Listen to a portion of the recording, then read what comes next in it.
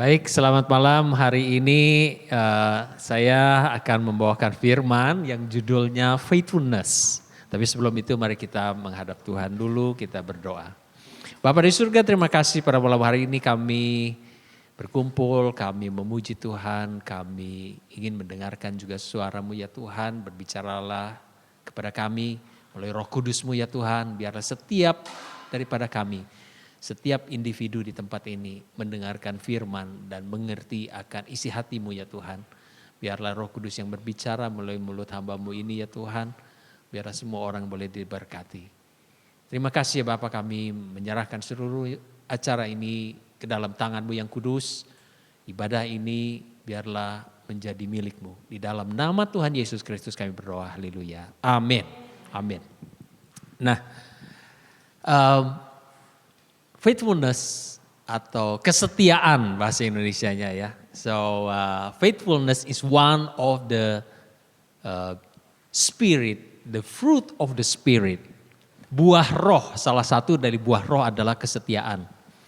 Tapi hari-hari ini kelihatannya kesetiaan menjadi barang yang mewah. Enggak gampang dapat kesetiaan ini. Faithfulness itu dari asal kata is from faith. Faithful. Full of faith. So it means if we say we are faith to God. Kalau kita bilang bahwa kita ini punya iman kepada Tuhan. Tapi kita enggak setia, berarti imannya diragukan. Betul enggak? Kalau kita nggak bisa setia, kita nggak bisa ngomong kita beriman kepada Tuhan. Kalau kita beriman kepada Tuhan, berarti kita bisa menjadi orang yang setia. Banyak kita lihat hari-hari ini, berbicara mengenai kesetiaan itu kita bisa lihat dari segala situasi. Yang pertama adalah apa kesetiaan itu? Rumah tangga.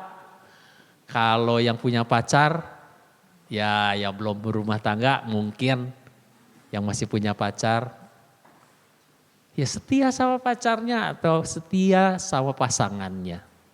Ada yang kalau dulu ya waktu zaman saya masih muda, ada anak-anak muda yang diberikan karunia sama Tuhan, tampangnya ganteng. Nah, bicaranya manis.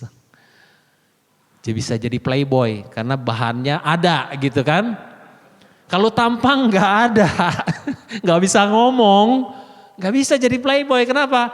Karena cewek-cewek gak tertarik gitu loh. Dari penampilan, dari karunia yang Tuhan sudah kasih kepada kita, itu kita bisa pergunakan untuk yang baik atau yang tidak baik. Kan gitu. Saya melihat banyak orang yang diberikan karunia sama Tuhan, dipergunakan untuk hal-hal yang gak baik. Gak setia sama pacarnya.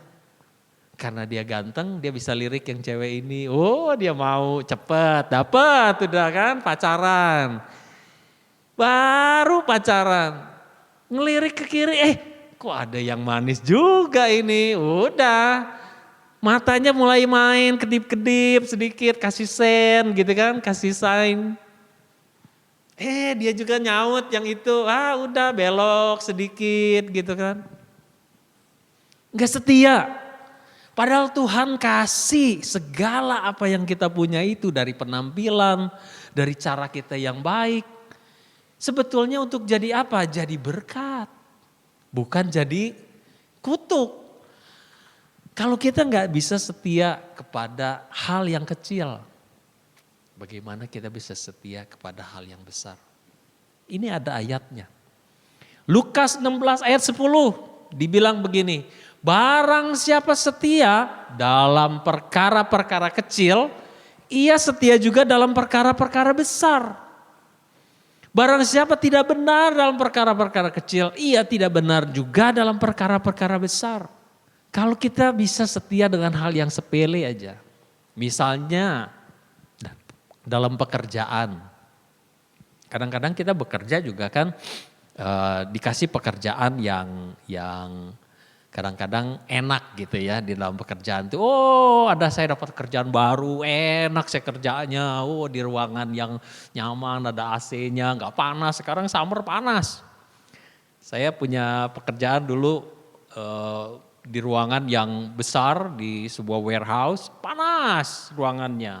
Sekarang dapat pekerjaan yang di ruangan, karena saya di ruangan komputer dan printer, jadi harus pakai AC, nyaman, dingin gitu.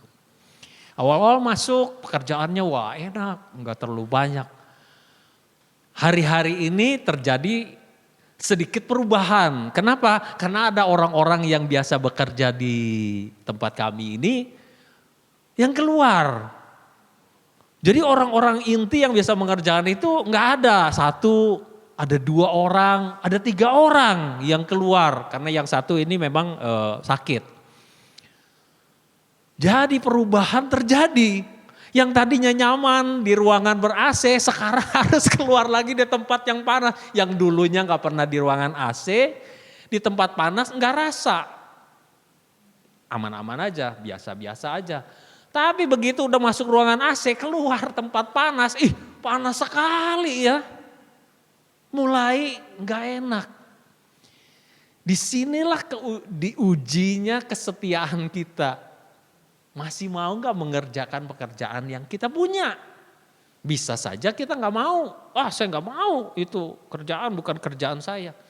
Tetapi yang namanya kita kerja, kita punya rasa tanggung jawab. Disitulah diujinya. Apakah kita mau gak mengerjakan pekerjaan yang memang sebetulnya bukan pekerjaan kita. Tetapi karena orangnya gak ada, sedangkan perusahaan ini membutuhkan, apa yang akan kita lakukan? Apakah kita mau terus aja? Memang pekerjaan di tempat saya juga di dalam di printing itu banyak. Tetapi kita melihat kebutuhan yang mana yang harus dikerjakan. Tetapi cerita ini bukan hanya di pekerjaan, di dalam pelayanan. Kita juga baru kehilangan beberapa orang ini.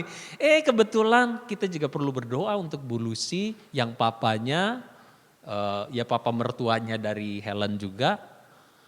Lucky dan Bu Lucy sedang pulang ke Surabaya untuk menjenguk papanya yang sedang sakit. Nanti kita juga berdoa ya, Pak San nanti akan berdoa untuk papanya Bu Lucy dan Lucky juga. Gak ada ditinggal, untung ada Mikel. Ada Ales yang bantu, terus semualah sebetulnya membantu Andre, Gilang, Audrey, ya itu sih udah tiap minggu ya Dri, kita kerja seperti itu. Agnes juga, kita mengerjakan kadang-kadang kita menemukan hal-hal yang stressful, betul-betul stressful. Kenapa? Karena kan kita dibatasi waktu. Kita mau ibadah ini jam berapa? Ada waktunya. Kita mau gimana? Gak ada. Gak ada yang kita bisa lakukan kecuali melakukan apa yang terbaik yang kita bisa lakukan. Jadi maafkan saya, maafkan teman-teman semua. Kalau ada keterlambatan dalam ibadah, karena memang terjadi satu perubahan situasi. Jadi yang kita gak pernah pegang itu tiba-tiba ditinggal sama orangnya, wah ini gimana ini? Jadi banyak yang terjadi yang kita harus menyesuaikan diri. Ya orang yang sudah biasa pegang kan cepat gitu kan dia pasang. Tetapi kita yang baru agak lambat gitu. Jadi betul-betul ada tekanannya. Tetapi kita dituntut dari kesetiaan kita bagaimana untuk tetap melakukan apa yang kita bisa lakukan. Saya ingat dulu waktu pelayanan ada satu quote Indonesia, kalau tidak ada rotan, akar pun berguna. Itu saya ingat pertama kali pelayanan waktu saya pertama kali join dengan KM-nya di KM Kute 1 yang dipimpin sama waktu itu Ibu Dayu GKM-nya. Saya pertama kali datang dalam KM itu, dia bilang, wah kebetulan saat itu saya bisa sedikit main gitar gitu ya. Jadi tapi di sana nggak ada yang bisa main gitar. Nah jadi waktu itu walaupun saya bisa sedikit, paling jago gitu, paling jago. Karena nggak ada yang bisa, satu pun nggak ada yang bisa. Wah ini jawaban doa gitu. Wah seneng juga kita pelayanan dengan apa yang kita ada. Tetapi disitulah kita bisa berfungsi. Kalau nggak ada yang bisa main musik, kita yang bisa main sedikit, kita juga lumayan. Nggak ada rotan, akar juga berguna, lumayan lah. Ya tadi pagi juga serabutan gitu ya, nggak serapi yang biasa dikerjakan sama Engki sama Lucky lah. Tetapi paling tidak bisa bunyi. Walaupun mungkin suaranya nggak bagus kali ya tadi pagi ya. Rada kacau gitu ya, ada yang kekencangan ini, ada yang kurang ini, kurang kencang dan sebagainya. Tapi saya belajar untuk kita bisa melakukan dengan setia pelayanan itu. Saya bisa melayani saat ini di tim musik, di Perth ini dengan tim musiknya, dengan full band. Berawal dari saya melakukannya di KM, di Komsel, main gitar. Dengan bisa sedikit karena saya belajarnya otodidak. Jadi banyak hal yang kita betul-betul harus dilakukan dengan kesetiaan. Kesetiaan ini sekarang menjadi barang mewah. Karena apa? Karena tantangannya banyak. Kita bisa pilih kok. Kita mau tetap setia ataukah kita bisa gak mau gak nyaman, gak bisa saya gak mau. Bisa aja, itu kan pilihan kita. Tetapi Tuhan sangat-sangat kasih garis bawah untuk kesetiaan ini. Dia bilang barang siapa yang setia perkara kecil ia juga setia di perkara besar. Ayo saya mengajak semua yang punya talenta. Nah mari saya ajak. Yang punya talenta apapun itu talentanya. Biarpun sedikit gak apa-apa deh. Yang bisa masak sedikit nanti jadi banyak kalau mau praktek. Masih dibutuhkan gak ya tukang masak? Masih ya, masih langsung. Betul sih banyak di sini ya. Saya melihat bahwa di gereja Rim ini diberkati dengan orang-orang yang punya talenta yang luar biasa. Tetapi bukan hanya punya talenta saja loh dibutuhkan. Tapi orang yang punya hati, yang mau melayani. Itu juga dibutuhkan. Karena kalau orang punya talenta tapi dia gak mau, gak bisa loh. Ada orang yang jago masak misalnya, tapi dia gak mau masak, ya gak bisa juga. Dia berarti kan dia perlu ada kemauan kan. Rela untuk memberikan apa yang dia punya. Aduh saya cuma bisanya kayak Deborah itu awal-awal saya lihat dia bawa satu jenis makanan apa itu waktu itu. Sedikit kue kalau gak salah apa itu. Tester. Dia mungkin dengan kesibukan yang ada, I know that you are busy. Deborah is just working and then coming back from work and then directly to the church. And sometimes she makes it in here and then put it in the oven just to bake. And today see that Deborah make even more variation of the cakes and bread and pandan ban, you see, you can enjoy. Why? Because she just give her talent, even though starting from little, but now it's getting more and more. I remember also me and my wife also cooking, starting from where? From the house of our pastor, Pasan and Budayu. Starting from there, we do for the Komsel as well. For the people that come, okay, I just cook whatever that we can cook, a little bit. Now we have to cook for 50 people. Can you imagine that 50 people every time? It's no matter what, we can do that because starting from the small. We faithful in least. Starting from small, maybe only 5, 10 people, it's okay. But after that, 50 people is okay. Maybe 100, it's okay too. A lot of people starting from zero, from nothing. I cannot cook. When I was in my parents' house, I never cook. I never ever cook. I never wash my own clothes. I never cleaning my own plates because I have made them at home.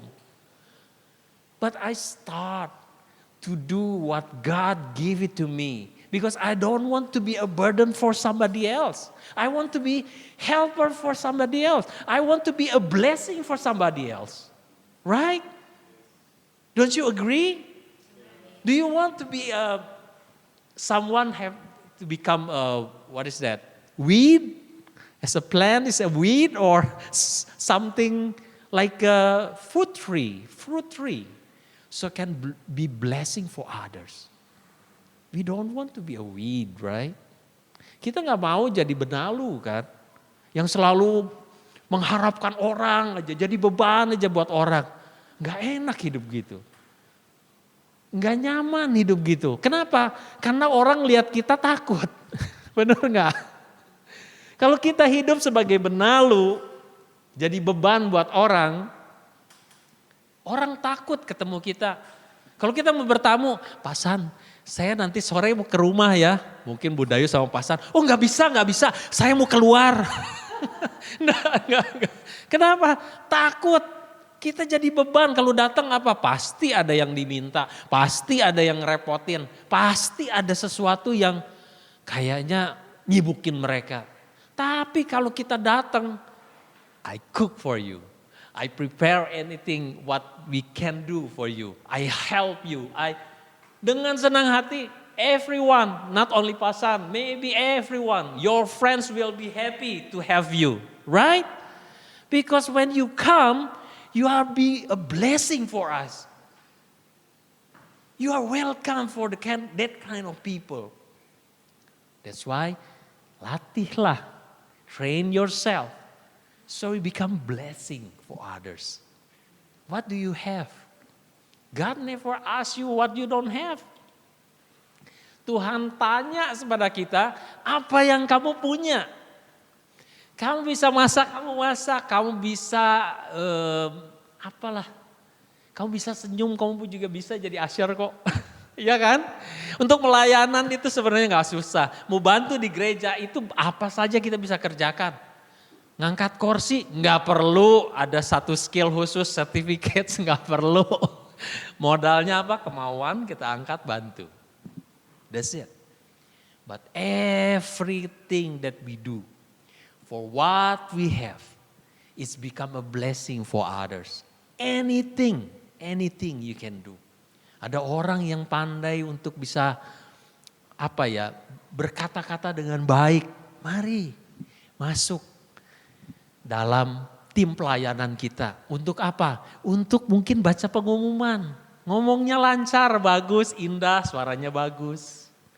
Mari masuk dalam pelayanan. Untuk pengumuman dibutuhkan juga. Yang pandai berdoa. Siapa yang pintar berdoa di sini? So, Pasan, jangan Pasan lagi dong. Pasan udah kebanyakan. Masa Pasan lagi? Semua orang yang biasa berdoa, mari datang. Berdoalah. Berdoa syafaat kita juga diperlukan di sini. Banyak gereja ini adalah gereja yang milik kita, bukan milik orang lain. Jadi kalau bukan kita yang mengerjakan, siapa lagi yang mengerjakan? Pasan bukan Superman, Bu Dayu bukan Superman, saya bukan Superman. Saya gak bisa kerjakan semua walaupun maaf ya, saya bukan mau ngambil semua pekerjaan. Betul saya gak sungguh. Tapi karena gak ada orangnya gitu loh. Jadi ya mau gak mau, ya harus diambil kan gitu. Jadi saya juga mau mengajak semua orang terlibat. Sound system perlu orang.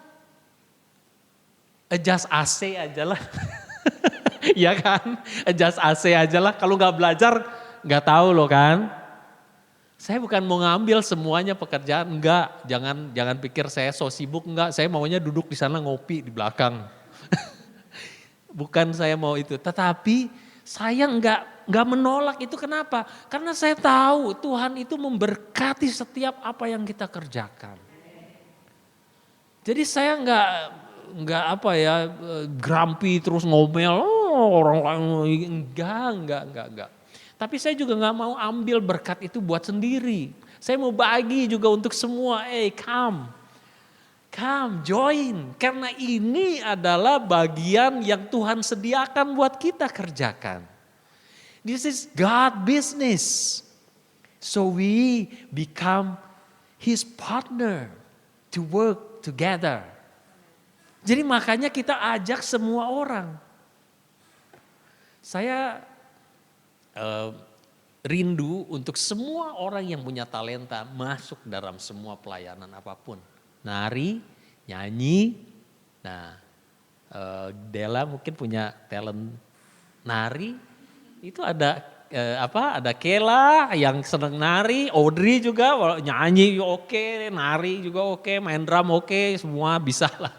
Audrey juga. Tapi ya gitu, kalau orang yang bisa semuanya itu ya dia lagi itu. Tapi diberkatilah orang-orang yang diberikan talenta, ada yang 10, ada yang 2, ada yang 5, ada yang 1 kan. Yang 5 ini jadi 10 karena dia mengembangkannya kan gitu. Kita nggak bisa tolak karena Tuhan yang memberi. Dan kita memanfaatkan atau tidak kan tergantung daripada kita. Nah, ada satu hal yang membuat orang gak mau. Di sini disebutkan di firman Tuhan gini. Sebab kepada kamu dikaruniakan bukan saja untuk percaya kepada Kristus, melainkan juga untuk menderita untuk Dia. For unto you it is given in the behalf of Christ not only to believe on Him, but also to suffer in His sake, for His sake. Not to believe or to trust or to have faith in Him only, but also for suffer. Suffernya kayak apa? This is the suffer. When a lot of people don't want to have a commitment. You know why? Because when there is sometimes a difficulties coming, for example like right now, orang-orang gak ada. Siapa yang mau ambil pekerjaan itu? Coba saya tanya. Apakah orang berlomba-lomba antri? Saya pak. Pasan saya ya, yang kalau gak ada saya yang mau ya. Enggak begitu. Siapa saja yang mau. Banyakan orang gak mau. Kenapa? Karena gak nyaman. Terganggu waktunya, terganggu ininya, banyak hal yang harus dikorbankan. Kenyamanan kita dikorbankan, gak enak, gak tahu, pusing. Lihat aja udah pusing, belum kerja itu.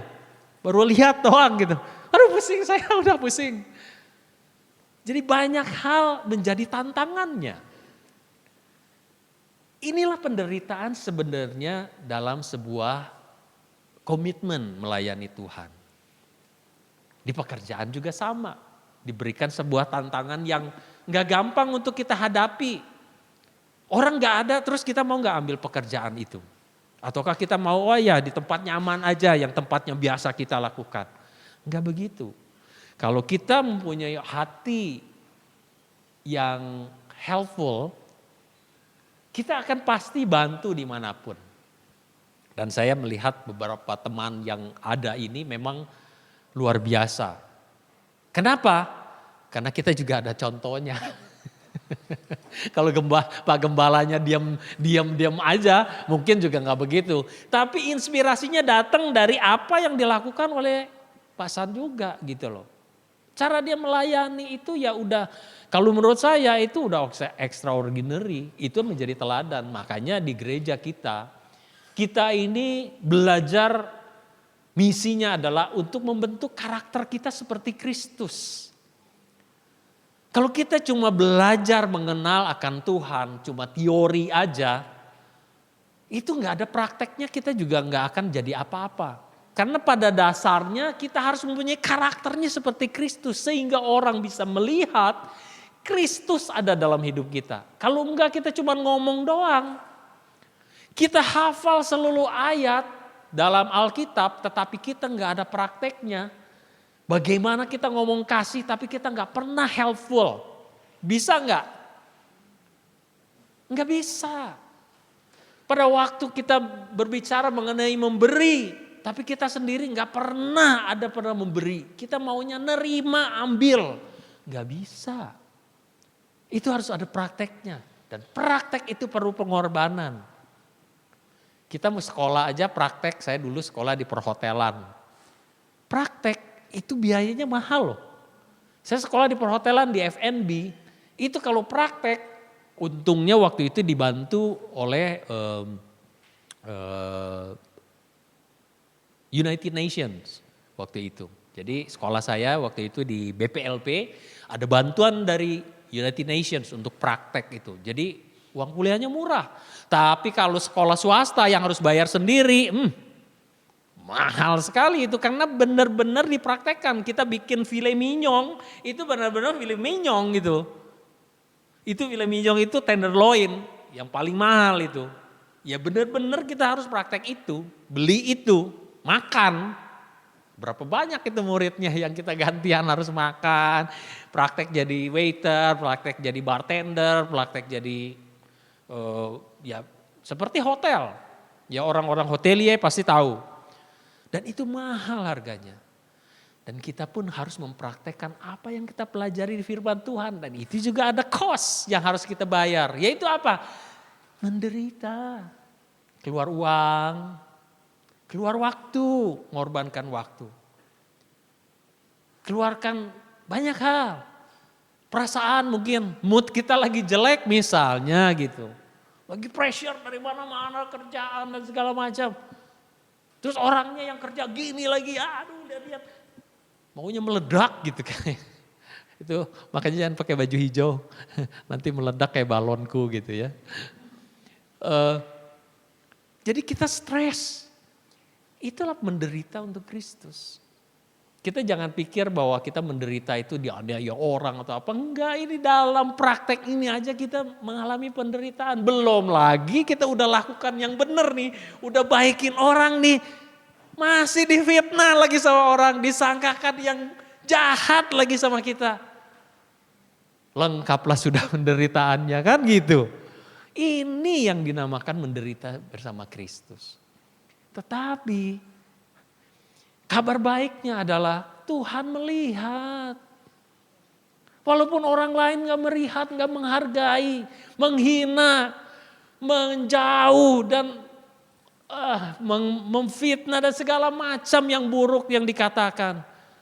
Tapi Tuhan melihat apa yang kita buat. Reward tidak datang dari manusia, tapi reward datang dari Tuhan. Dan pengharapan itulah yang membuat kita tetap setia sama Tuhan. Dan melayani Dia. Gak peduli orang mau pikir apa, melakukan apa terhadap kita. Orang boleh melakukan, mereka-rekakan yang jahat terhadap kita. Tetapi Tuhan membuat itu menjadi kebaikan. Orang bisa merancangkan kutuk buat kita, tetapi Tuhan jadikan itu jadi berkat. Kita gak bisa membela diri mungkin. Tapi Tuhanlah benteng perlindungan kita yang membela kita. Jadi apapun yang kita kerjakan, mari. Kita belajar untuk setia dalam perkara-perkara yang Tuhan percayakan dalam hidup kita. Dan jangan takut. Masuk lebih dalam. Kayak kita ini fitness. Pertama kali siapa yang ikut gym di sini? Banyak nih, Pak Tony itu udah rajin banget nih. Bu Hana itu rajin banget ke gym. Agnes juga. Kan kalau kita pertama kali ngangkat beban kan pasti yang agak ringan dulu ya Pak ya. Enggak langsung yang berat gitu 50 kilo langsung ngangkat gitu kan enggak ya. Ringan dulu. Dilatih dulu ototnya. Sama dengan itu juga. Kita belajar dari hal yang kecil dulu, mari masuk lebih dalam. Nanti lama-lama biasanya mungkin ngangkat yang awal-awal 5 kilo. Lama-lama 5 kilo gak ada rasanya ini. Tambah 2,5 kilo, 7,5 kilo, bahkan mungkin 2 kali lipat jadi 10 kilo. Ah ini burai lagi kan, wah tambah. Lama kelamaan ya 10 kilo kok setelah berapa saat udah gak rasa lagi, tambah lagi menjadi 5 kilo. Jadi 15 kilo, 20 kilo, 30 kilo, wah lama-lama bebannya tambah besar, ototnya juga jadi tambah besar, kita tambah kuat kan gitu. Power kita menjadi tambah kuat. Jadi kenapa? Mikel, ya apalagi tadinya kan badannya kurus, badanku dulu tak begini gitu kan, ada lagunya dulu. Tapi sekarang wah luar biasa itu. Makanya aktris istrinya itu seneng banget gitu. Makanya terinspirasi ikut juga ke gym. Tapi saya acungi jempol untuk pasangan ini. Wah itu luar biasa. Bukan hanya di gym dia ngangkat-ngangkat. Di gereja juga rajin sekali. Dia mempraktekkan apa yang dipelajari di gym. Wah dia menunjukkan, lihat nih ada ototnya. Tapi itu sebuah pelayanan yang luar biasa. Kalau di gym bayar kan? Kalau di sini gratis. Ayo dikasih gratis, mau berapa banyak juga itu latihannya, boleh. Tuh tiap minggu juga dikasih itu sama Pak Gembala, nggak pakai bayar. Oke, nah ini. Andai durian tidak mengeluarkan harumnya. Siapa yang sedang durian? Andre nggak suka soalnya, dia manyun dia. Banyak yang suka ya, durian ya. Andai durian tidak mengeluarkan harumnya, maka tak seorang pun yang ingin mengecapnya. Pastilah semua menduga, luarnya saja berduri apalagi dalamnya. Kadang-kadang penampilan kita mungkin dilihat orang nggak representatif lah gitu ya. Serem gitu kadang-kadang ya kayak niat Mikel ya awal-awal serem nih. Tapi dalamnya wah. Tapi sebelum itu seperti durian dilihat mungkin serem berduri. Pada waktu dia mengeluarkan aromanya. Wih terbayang kelezatannya kan gitu kalau orang yang doyan duren. Tapi bukan buat Andre nih. Kalau buat Andre sih mungkin he's sick. Smell durian. Sick of it gitu ya. Tapi saya pernah lihat ada satu orang kulit putih ya. Di supermarket, di toko durian di mana waktu itu ya. Di Bali sih, di Bali ya. Carrefour ya. Jadi dia lewat di stand durian ada satu keranjang durian banyak sekali. Terus dia lewat gini, stinky. Tapi gak pergi-pergi, stinky, staying there, stinky, every time. I said, enjoy. Aroma itu adalah seperti kita ini mungkin penampilan kita nggak representatif, serem atau apa orang nggak mau mendekat, tetapi pada waktu kita ada hal yang kita lakukan yang membuat orang, kok beda nih? Something we do. Aroma yang keluar dari hidup kita itu membuat orang, kok lain? Ada aroma yang berbeda, ada orang ini melakukan hal yang berbeda, sikap yang berbeda yang keluar dari hidupnya. Baru orang mau mendekat dan orang pengen tahu apa isinya. Bagaimana mau berteman dengan kita. Disitulah orang bisa menikmati. Isinya ini kalau kuning kayak begini, aduh udahlah yang orang yang seneng durian ini rasanya. Wah itu luar biasa itu. Kalau kita bicara mengenai kekristenan, kalau isinya kayak durian ini, tulen, legit dalamnya, kebaikan kita dirasakan oleh orang. Orang tahu Kristus, mengenal Kristus dari kelezatan yang ada di dalam kita. Kita ini Kristen ini cangkangnya ini hanya sebuah bejana yang gak ada harganya. Kita beli durian kan bukan makan kulitnya, bener gak? Bukan jadi pajangan tuh kulit itu di luar, bagus durinya kita pajang ya di ruang tamu. Enggak. Kita beli durian makan isinya. Orang Kristen bisa dinikmati isinya. Kalau ada Kristus dalam hidupnya, orang lain bisa menikmati. Kalau enggak ada Kristus kita barang mati. Enggak ada harganya. Karena pada dasarnya kita berduri. Kalau ngomong nyakitin orang. Kalau bertingkah laku menyinggung orang, ya itu manusia. Tetapi kalau ada Kristus, legit rasanya kita itu. Aroma yang keluar dari perbuatan kita harum. Makanya perlu Kristus. We need Christ to make somebody else can enjoy ourselves. It's just like durian. I don't know Pak Bill is can enjoy durian or not. I don't know. Beautiful. Oh, you are my friend. We are the same side. So if you see the durian, you can enjoy is only the inside. The flesh of the fruit. Outside, useless. As a Christian, we also useless outside. Somebody else can enjoy what is inside us.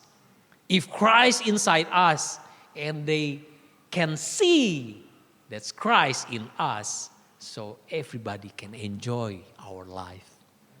So I believe that tonight I just want to share this, and there is things that I want to share as well. Lukas 6 ayat 45. Orang yang baik mengeluarkan barang yang baik dari perbendaharaan hatinya. Yang baik. Dan orang yang jahat mengeluarkan barang yang jahat dari perbendaharaan hatinya yang jahat. Karena yang diucapkan mulutnya meluap dari hatinya. Bahasa Inggrisnya, a good person produces good things from the treasury of a good heart. And an evil person produces evil things from the treasury of an evil heart. What you say flows from what is in your heart. Kita ini kalau udah jadi orang yang ada Kristus di dalam dan kita menjadi orang yang punya hati yang baik, yang kita jaga, yang kita simpan semua, everything that's good that we keep in our heart, even though there is a pressure, there is somebody do an evil things to you, you cannot revenge with the evil things. You cannot. Why? You don't have it.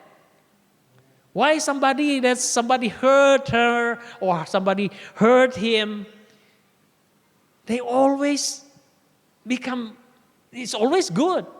Never take a revenge, vengeance, want to do something harm to others. No, because they don't have it in their heart. Mereka gak punya dalam hatinya, jadi gak bisa balas dengan kejahatan. Dan inilah yang sebenarnya yang Tuhan katakan, jangan balas dengan kejahatan dengan kejahatan. Kalau kamu berbuat baik kepada orang yang baik, apa upahmu? Orang anak-anak Tuhan itu kalau kita simpan sesuatu yang semuanya baik, pasti keluarnya juga baik. Kita gak akan balas. Orang yang jahatin kita pun kita gak akan balas. Oleh sebab itu simpanlah segala yang baik dalam hatimu. Sehingga pada waktu ada pressure pun tetap yang baik yang keluar dalam perbuatanmu. Jadi itu kalau di dalamnya ada Kristus semuanya keluarnya juga hal-hal yang seperti karakternya Kristus. Ini ada satu ilustrasi yang saya ingin ceritakan. The whole clay vessel and clay vessel with holes. Ini ada cerita dari seorang wanita yang membawa dua bejana. Yang satu utuh, yang satu bocor. Dia ambil air, dia timba air, dia masukkan ke dalam dua bejana ini. Dia bawa pulang, dia berjalan, dia pulang. Yang satu airnya masih tetap utuh dan penuh, dia tuang. Yang satu dapatnya separuh karena bocor, bececeran. 1 hari, 2 hari dilakukan hal yang sama. Seminggu dilakukan. 2 minggu, 3 minggu, 1 bulan dilakukan hal yang sama. Singkat cerita, bejananya komplain yang bocor nih. Bejananya bilang gini, saya ini bejananya bocor. Tuh lihat bejana yang satunya. Dia pulang dapat semuanya penuh. Saya dapat pulang dapatnya cuma separuh, kadang kurang lagi. Mungkin bocornya lama-lama tambah besar. Dia komplain sama perempuan yang bawa ini. Kemudian perempuannya bilang gini, oke. Dia waktu dia ambil, dia kasih lihat. Coba kamu lihat dalam perjalanan yang kita lalui selama berapa bulan ini, berapa minggu ini. Kamu lihat, di sisi tempat kamu berjalan, kamu lihat ada banyak pohon-pohon yang tumbuh di situ. Tumbuhan ada yang timbul dari semua in the path of that the vessel with holes. Why? Because the water is pouring out over there. And the side that with the vessel it's complete or whole, there's nothing in there because it's dry. All dry. The message of this story is sometimes that we think we are losing something. Sometimes when we don't have enough fun, there's something that we have to do for somebody else. Even that I don't have enough money, so I have to give to somebody else. So what with my life? I'm still lacking of money. But you see, sometimes it's happened and God in purpose do that. And just